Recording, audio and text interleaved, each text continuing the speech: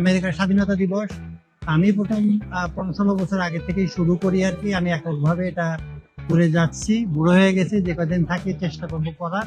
এবং সবাই যে আসে এইটাই আমার কাছে আনন্দ লাগে। আমার এখানে কোনো রাজনীতি নাই, কোনো দলীয় কোনো কিছু নাই, নিছক আনন্দ করার জন্য।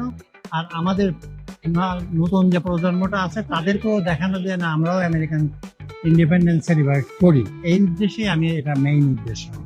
আপনারা সবাই আসেন, মানে আনন্দ করেন, এইটাই আমার কাছে বড় পাওয়া।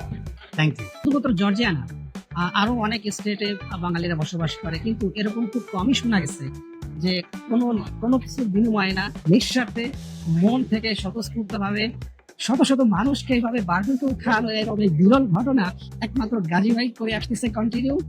তো গাজী ভাই, আপনার কাছে আমরা চিরকৃতজ্ঞ, অনেক কৃতজ্ঞ যে আপনি এরকম আমাদেরকে এই সুন্দর একটা ইভেন্ট, বারবিকিউ ইভেন্ট আপনি উপহার দেন আমাদের।